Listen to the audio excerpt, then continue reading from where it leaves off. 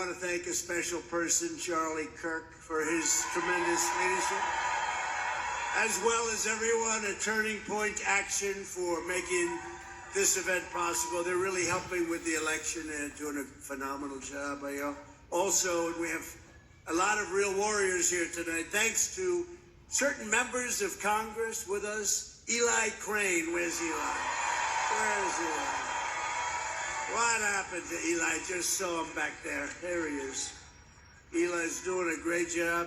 A very non-controversial man, and he loves your state and he loves our country. Andy Biggs.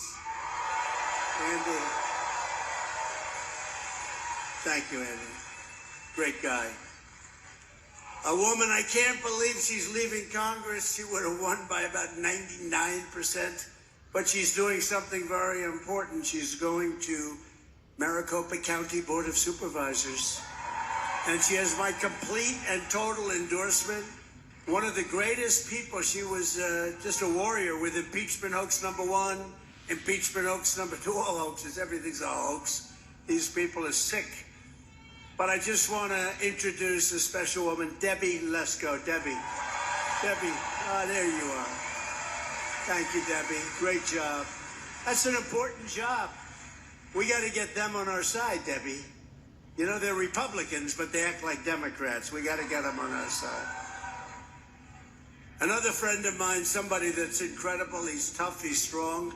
He loves you, and he likes me a lot because he's always fighting for me. Paul Gosar. Paul, thank you. You got a good location. Good. Thank you, Paul. Great guy. Great, wonderful patriot. All of them are warriors, and sometimes it's not easy, I'll tell you, but they are really something very special. A congressional candidate who's doing a really terrific job. His election was rigged the last time, I will tell you that. You know, they say, oh, please, don't say that. These elections, let me tell you, if we could have honest elections in this country, I would have stopped campaigning 2 weeks ago. We would have had it made. But we don't have that, so we're watching it very carefully, and I'm working my ass off to make sure we get too big to rig. Too big. We want to be too big to rig. You know, there gets to be a point where they can't rig it, so we have an expression. Charlie and I were just talking. It's called too big to rig. Congressional candidate Abe Hamadeh. Abe, thank you very much. And a friend of mine and a really incredible woman who's worked very hard, and she had another one of those elections. The machines just happened to be broken. Only the Republican machines, however. That was a strange situation. She had lines going back 2 miles, and I'm sorry, sir, you'll have to come back about 12 o'clock in the evening. The machines happened to be broken, but she's out there, and she's a warrior, I'll tell you, and she's a very fine person and she's a great family person and a great person who loves our country. You're going to be your next senator. She's got to be your next senator because she's running against somebody. She's running against somebody who's for open borders. Do you like open borders? I don't think so. You got to elect Kari Lake. She's going to be fantastic. Kari Lake. Kari. Thank you, Kari. She's incredible. She's going to do a good job. The campaign is just beginning. And on this day, we remember and thank the immortal heroes of D-Day who landed at Normandy 80 years ago. 80 years. I spoke to some of them today, actually. They're the hearts, and they're in our hearts of this country. They really are. They're the heart of the country. These were great people. Greatest generation. Thank you very much. That's true. And it's really tremendous. We talk about great people. These are great people right before me, and I appreciate you being here, especially in these numbers, these throngs. But we have a job to do. We have to make America great again. We're going to do it. We're going to do it better than ever. We are going to do it better than ever before. We had the best economy. We had the best border. We had the best of everything. And now we got to do it all over again. We're going to do it even better. I just went through a rigged trial in New York. with a highly conflicted, and I mean highly conflicted judge, where there was no crime.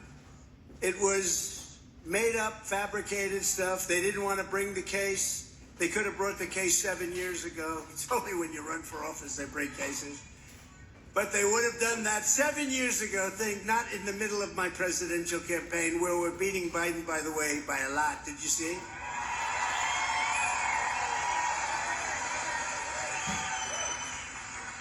And by the way, right after the announcement of this, more campaign funds were given to this campaign than any campaign, they think, in history. Almost $400 million. 400!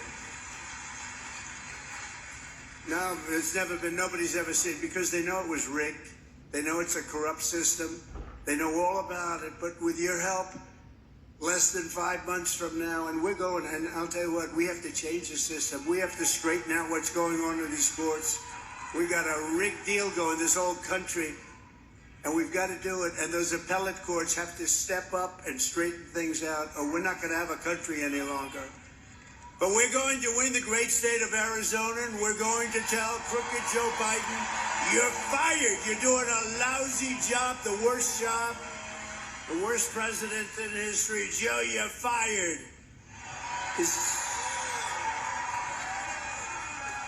How did he do today? Does anybody have a report?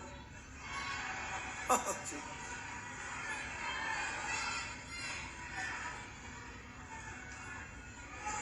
In a few moments, I will be taking questions. You know, I'm going to be taking questions. So, I don't know. I'm not like Joe. Tell me who's going to have. Do you ever see that? He's got a press conference that lasts for about 2 minutes. And he goes like this. He's reading the card. NBC. Jim. And then they ask him a question, and he picks up the same paper and he reads the answer. They never did that with me.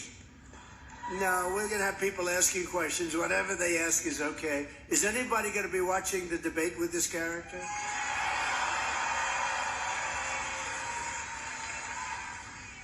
You know, they offered me this debate, and they thought I wouldn't take it because it's on CNN.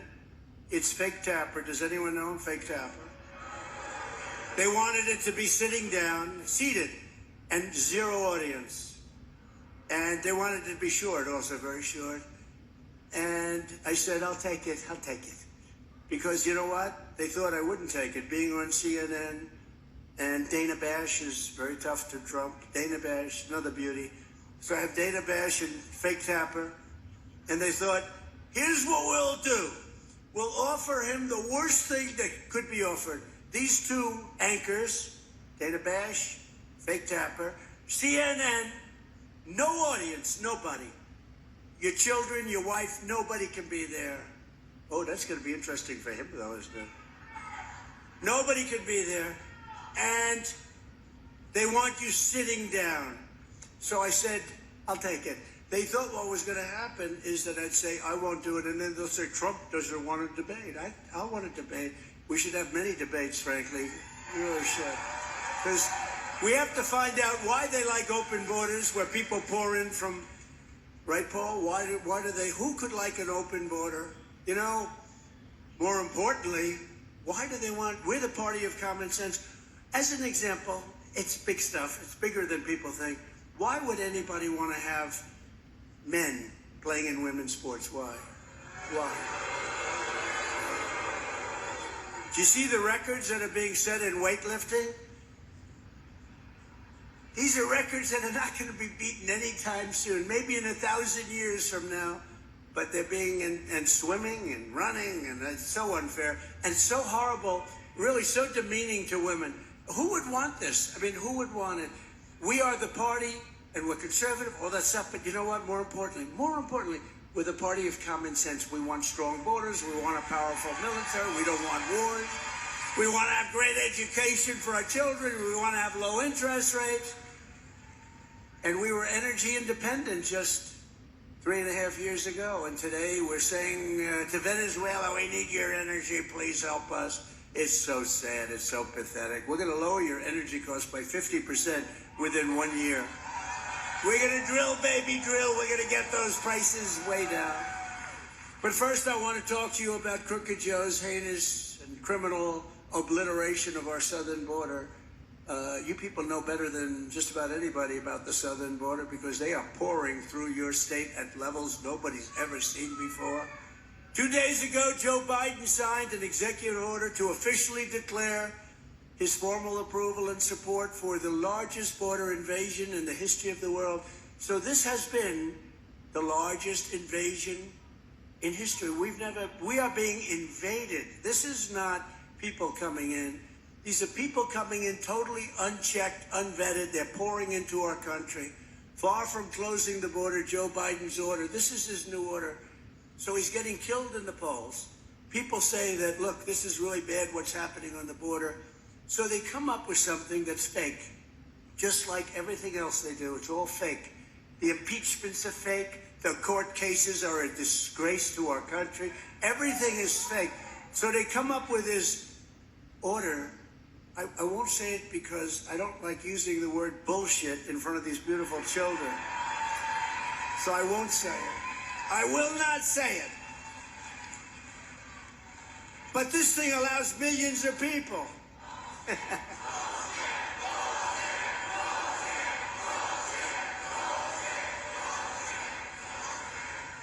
This allows millions of people into our country. Joe Biden's order is pro-invasion, pro-child trafficking, pro-women trafficking, pro-human trafficking, pro-drug dealers. And in all, it's really, they bring death and they bring destruction into our country. It's really pro-illegal immigration. It's great for illegal immigration. It doesn't do anything. It makes it worse than what you have right now. By the way, if you wanted to close the border, I didn't have to go to Congress. I had the best border we've ever had. I had the most secure border we've ever had. You know, when I ran in 2016, I ran largely on the border. Border was really bad. I fixed it.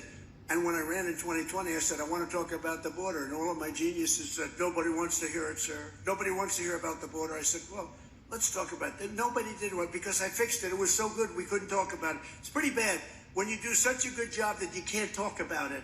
But they said, don't talk about it. They were right. Nobody cared about it because I fixed it. The problem is this border is, I say, 100 times worse than it was in 2016. 2016 was beautiful by comparison. But we'll fix it again and we'll make it right because we're not going to have a country. You know, without borders, you don't have a country. Biden's action this week establishes an annual minimum of approximately 2 million illegal alien border crossers. In other words, he thinks he's getting tough. He's only going to allow 2 to 3 million people into our country. Where do they come from? Not including the millions that will continue to pour through as gotaways. You know what got away? Those are unreported people. They got away. It's called They Got Away. It's a good name. They walk into our country. Nobody knows they're here. That's not even including that. Joe Biden is the worst president in the history of the United States by far. The worst. He is destroying our country. The only good thing, Jimmy Carter's a nice man. Do we agree? Jimmy Carter is a brilliant president. Jimmy Carter is a brilliant president by comparison. His administration, by comparison, is brilliant. So as an older man, not feeling great, and he's a nice person. I know him a little bit. Nice person. But Jimmy Carter's happy now because he says that his administration is brilliant compared to Joe Biden. Joe Biden is the worst president in history. We have to win on November 5th, which will be the most important day in the history of our country. I'm telling you, it will be. I used to say in 2016, I'd say that, not with the same conviction, but I felt in 2016 and 2020, I didn't have to say we had a country that was just amazing. We had the greatest economy in history during that short period of time. We had the greatest in history, the greatest jobs, greatest tax cuts. Gave you the biggest tax cuts in history, biggest regulation cuts. Everything was good. But I'm telling you that this election coming up on November 5th, 2024, is going to go down as the most important day because If we don't win, it's we, it's all of us, it's millions of people. If we don't win, this country is finished. I really believe that. I think it's finished. In addition, Crooked Joe's action dramatically expands the Biden migrant smartphone app. Do you believe this? He's talking about a smartphone. He has no idea what a smartphone is. That allows illegal aliens to gain free entry to be released into the United States at the push of a button. Pretty hard. You go like this, ding, I'm up here. Welcome to America. Biden's order is not a border security plan. It's a concession to the fact that he has lost control over our border. He's totally lost control over the border, and it's a really dangerous place. He is conceding death, and he's conceding defeat at the border. On day one of my administration, I will be rescinding Crooked Joe's outrageous executive order. And I will be slamming the door shut on the Biden migrant app, and I will terminate every single open borders policy of the Biden administration as soon as I take the oath of office. It will take place on the exact same day. I don't need to wait weeks. It's going to be done on the same day that we all take the oath of office, okay? The result of Biden's action this week will be more innocent Americans killed by illegal alien criminals, more children trafficked and sold into slavery, and millions more illegal aliens pouring into our country, and many will come through a very beautiful place known as Arizona, right? Arizona. I tell you, it's so sad to see what's happened here, right? So sad. You remember you had your Sheriff Joe? Huh? Who is he? Is he here? I used to love that guy. Where is Sheriff Joe? Hey, Joe, come up here. Come on. Get up here, Joe. Sheriff Joe. No games. There were no games. There were no games being played with Sheriff Joe. I didn't know he was here. Come here, Joe.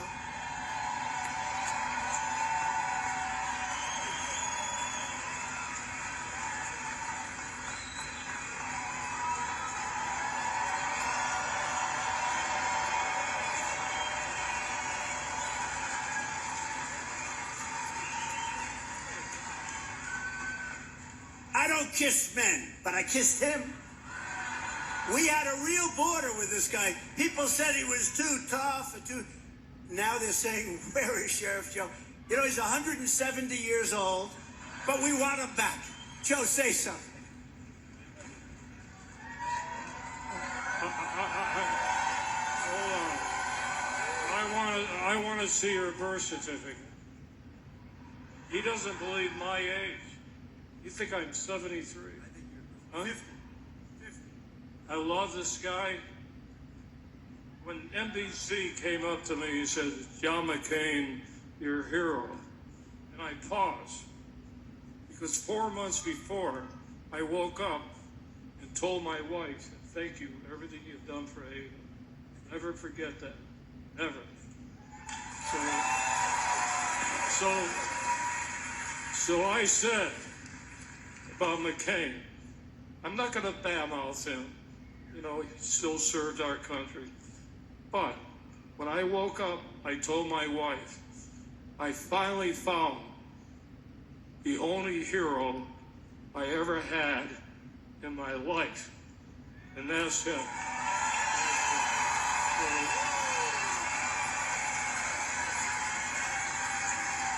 And I'm like the president. I'm not a typical politician. We talk too much sometimes. But you know what? You talk from the heart. Unfortunately, you get in trouble for that. And what he did for my wife, Ava, I will never forget it. When my wife came down, my wife used to watch Fox, who I never watch anymore, except for your guy.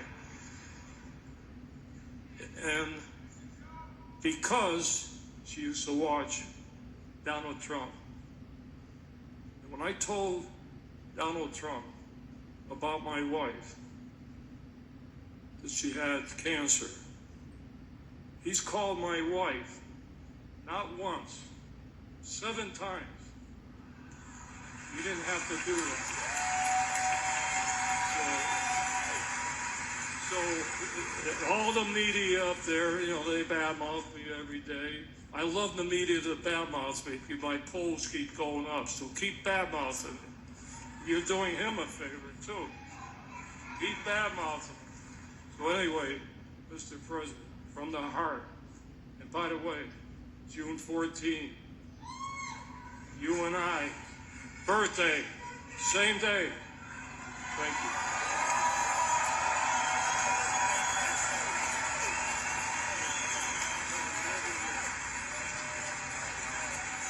Thank you, Joe.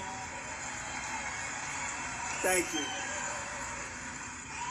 Grab that railing, Joe. You did perfect. But you don't want to pull a Biden. Thank you. This guy did some job on the border, you know. He wasn't appreciated, actually, and now he's appreciated because you understand what he did. He did an amazing job, and good man, great wife. He had a great wife, actually. And thank you very much. I didn't know you were here, Joe, actually, and I'm glad you were. If Joe Biden truly wanted to sign an executive order to stop the invasion, he only needs a single, think of it, a single sentence, and it would say, I hereby immediately reinstate every single border policy of a gentleman named Donald J. Trump, who was president of the United States. Less than 4 years ago, I handed Joe Biden the strongest, most secure border in U.S. history. We built 157 miles, and some people say 571 miles. We added 157. We're ready to get it up. It was going to go up to 200, and they didn't want to put it up. But we built 571 miles of wall. We were going to add over 200. They ended up selling. It was all made. All we had to do is flip it up. It was going to go up very quickly. Then we had a horrible thing happen during the election. You know better than us. And they ended up selling it for 5 cents on the dollar. Very expensive stuff. Just what the Border Patrol expect. They wanted steel. They wanted concrete. They wanted rebar. They wanted 7,000-pound concrete. They wanted hardened steel. It was very good stuff. And they wanted the panel on top. That was called an anti-climb panel. I never liked it visually, but I said, it does work. We checked it. The same guys, we hired mountain climbers, can you believe, from Mount Everest. That's pretty good. And they couldn't get up when you had the anti-climb panel. This is, I'm giving you these little trivia facts. The panel on top, I hated it because I said, it doesn't look good. But then when I found out they couldn't climb with the panel, without the panel, they had no problem. I said, let's put the panel in. It looks just fine. But we ended all of the catch and release. We shut down asylum fraud. We had remain in Mexico, safe third agreements in Title 42. And we brought illegal immigration to the lowest level on record under the Trump administration. If you crossed our border illegally, you got caught. We sent you back to the place from which you came.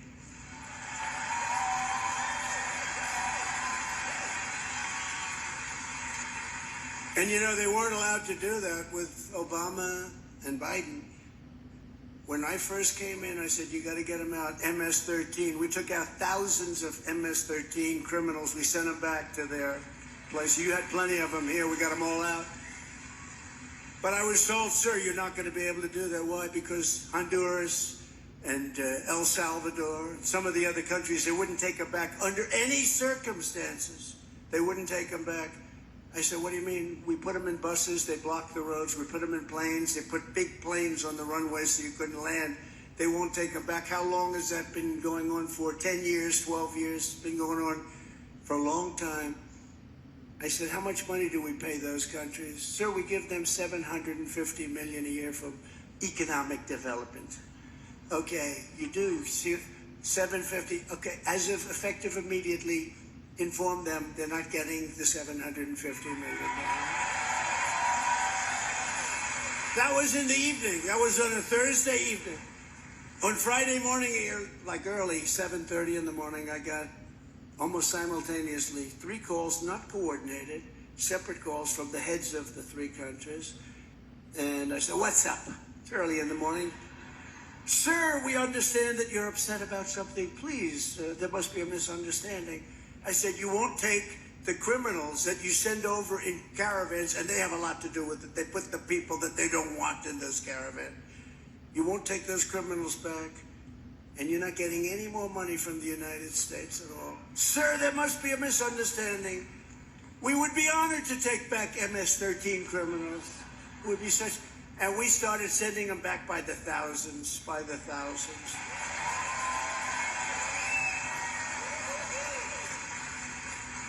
But when crooked Joe Biden got in, he took the most secure border in U.S. history and he quickly turned it into the worst border nightmare, I believe, in the history of the world. There's never been a border where they allow 18 million people, and I think that's the real number as of now, 18 million people. In April, border crossings were up 1,000% compared to the same month last year.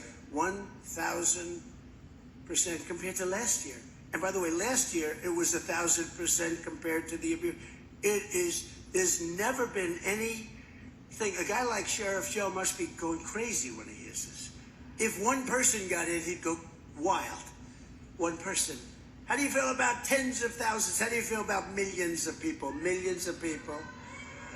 In total, crooked Joe Biden has imported more illegal aliens than the populations of 40 out of our 50 states, and soon that's going to be a much higher number. It could even almost stop. I think it's going to end up topping. I'll tell you what, if this guy got reelected, the country is finished, your border is finished, you won't have a country anymore. It'll be a disaster.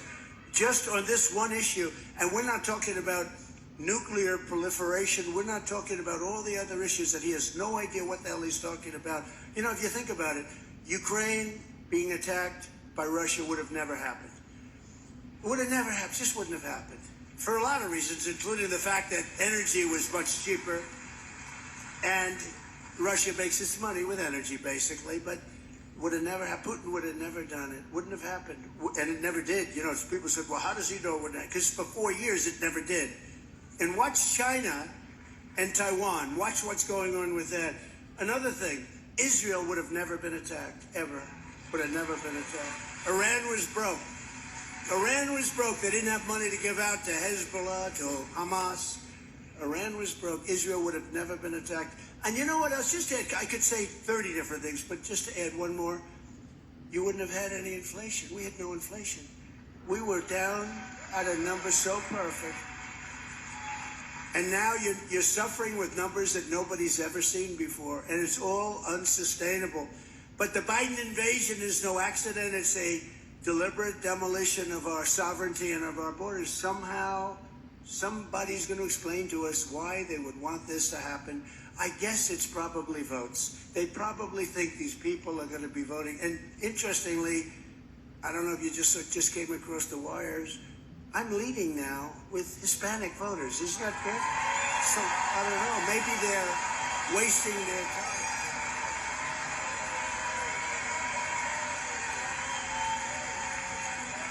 Upon taking office, Joe Biden stopped the completion of that wall. He instituted catch and release across the entire southern border, and he releases them in our country. I had catch and release too.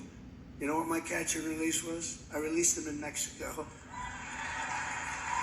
How about the Remain in Mexico? I started something that we never had before. Remain in Mexico. And Remain in Mexico, you had to see Tijuana. It's probably the fastest growing city in the history of the world. They couldn't come into our country until we checked them out, and most of them didn't check out. He knowingly ripped up the Remain in Mexico policy, which was not easy to get. You know, when you go to Mexico, you say, listen, we want to have hundreds of thousands, even millions of people standing by the border on your side. They're not allowed. You think that was an easy thing to get? And I got it. And I got 28,000 soldiers free of charge from Mexico. And I said, if you're not going to give them to me, we're going to charge you a nice, big, beautiful, fat tariff of 25%, 50%. It'll go up to 100%. And they said, we would be delighted to give you 28,000 soldiers, sir. And now, last week I heard they want to charge the United States billions of dollars, billions, just for the privilege of sitting down with them and negotiating. Can you imagine? Can you imagine? They wouldn't be doing that with us. We willfully, think of it, he terminated my Safe Third agreements. A big deal. Safe Third is a big deal. He rescinded Title 42. People are allowed into our country that are very sick with disease that can be easily spread, and they're allowed into our country. It's a big problem, too. You see that. He threw open the gates to millions of fighting-age males from all over the planet. You saw that. 29,000 people from China. Everyone looks like he's ready for the military. It's like, I said, are we crazy or what? What the hell are we doing to our country? This guy is so incompetent. He's so bad. And the only chance they have is all of this weaponization stuff. They're going after everybody. If they focused the same energy on making America great again, I probably wouldn't have even run. I ran because I saw such stupidity. And I won because you all agreed with me.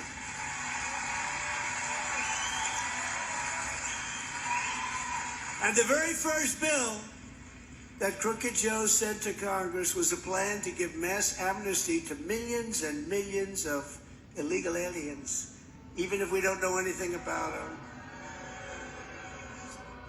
And you know, they take care of them, but they don't take care of our vets. I had a 92% approval rating with our vets, the VA. Now it's, if Joe Biden wins this election, he wants to turn every single illegal alien that he let in across the borders into a voting citizen. I believe that's the only reason this is happening, because nobody could there's no other reason that this is a good thing. And for that, you know, it's interesting, they cheat so much, they don't really need that. That's the way I look at it. So I almost don't even think that's the reason, but it probably is. By contrast, I want to send Joe Biden's illegal aliens back home where they belong. They have to go back home.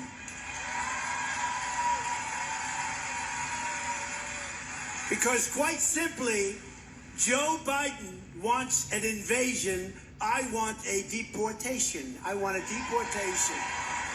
Gonna have to send him, because it's not sustainable. It's not sustainable. Look, there's Mr. Wall right there. Stand up. Look at that suit. I love that suit. I love that suit. You look sharp. By day, he's a CPA who does very well. Look at him, he's the greatest. He's been to about 200 rallies, I think, right? Pretty close. That's great. That's cool. We built a lot of wall. On day one, I will seal the border, I will stop the invasion, and we will begin the largest domestic deportation operation in the history of our country. Have no choice.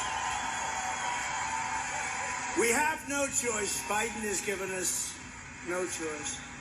Under Crooked Joe Biden, the world is emptying out their prisons, insane asylums, and mental institutions. It's emptying out all of these places at levels that nobody's ever seen, and sending us, the most vicious criminals, savage gang members, sadistic cartels are pouring into our countries, loaded up with horrible, horrible criminals, and they're pouring into our countries our country at levels never seen before. We've never seen anything like this before. And it's only going to get worse. You see what's going on in New York where they're fighting? They're having fistfights with policemen in the middle of the streets. Fistfights.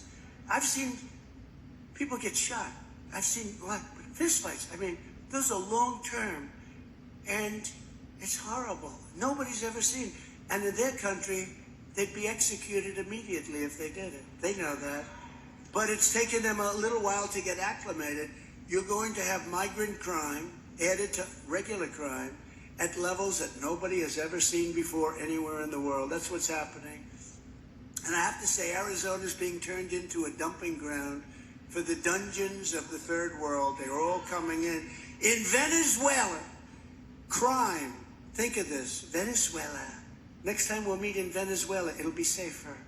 In Venezuela, crime is down 72% because they've taken their criminals from Caracas and all of these different places and they've dumped them in the United States. They're emptying out the jails all over the country. All over our country, we're being affected, and affected badly.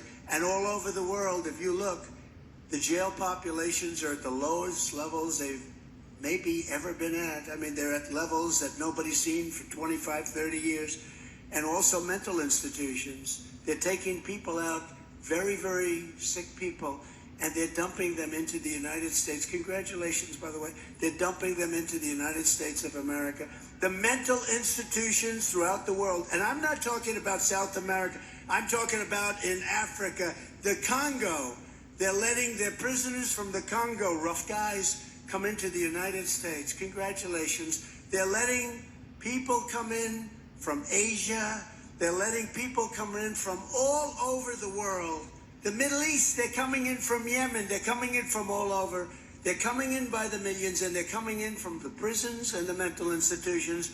And can you imagine the money they're saving? And can you imagine how much nicer it is? But Venezuela, the crime is down 72% because they don't have their criminals. They're taking their gang members in a rough fashion, and they're busing them into our country.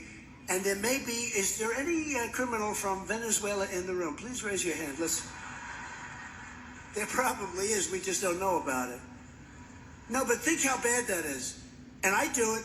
If I were the head of these countries, Honduras, El Salvador, I would do it in a heartbeat. Anybody. It's all over the world we're talking about.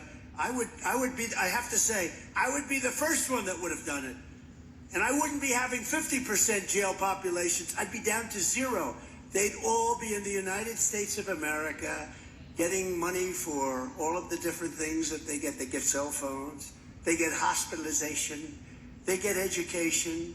Even though they can't speak a word of English, they're taking the seats of people, and the instructor's talking English, and they have somebody speaking, in some cases, languages that we'd never even heard of. You know, there are a lot of languages that we don't have here. We have nobody that even speaks these languages. And they're sitting down in a school, taking a student's place that might be a hardworking, good student, a citizen, the child of citizens, and they're taking their place.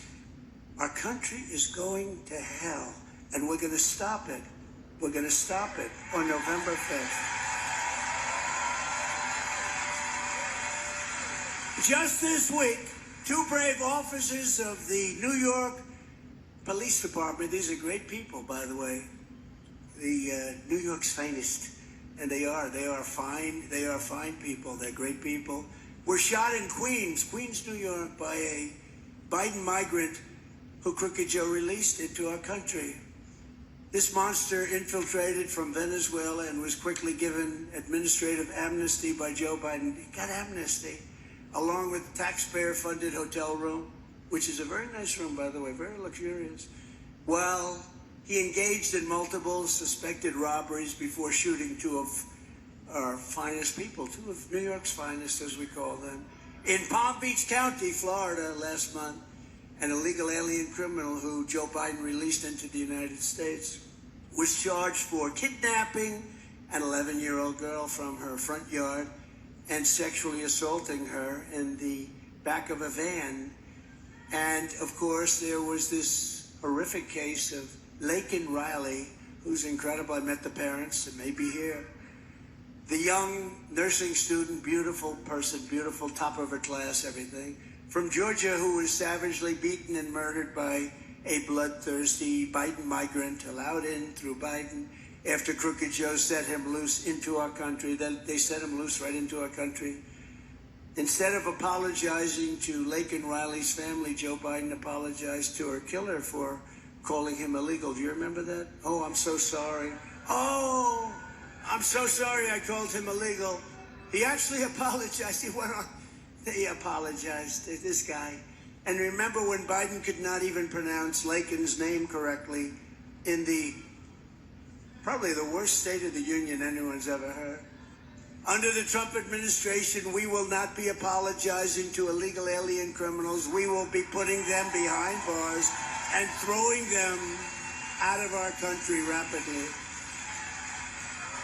With his actions on the border, Joe Biden is the ringleader of one of the most vile criminal conspiracies of all time, aiding and abetting human traffickers, child smugglers, and terrorists. That's what he's doing.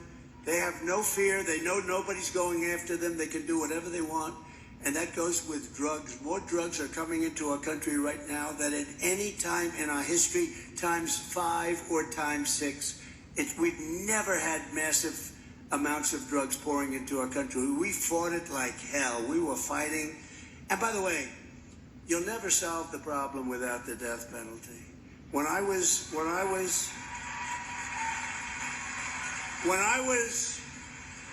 in China, I was with President Xi, 1.4 billion people, strong guy, and we got along well until COVID. Then I said, the hell with it, man. It wasn't.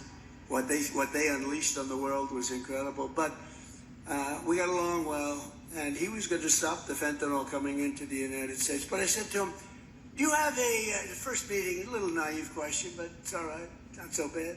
Do you have a drug problem? No, I do not have a drug problem. No, don't you have any? No, we have no drug problem. Why? Swift trial. I said, what is Swift trial? Swift trial.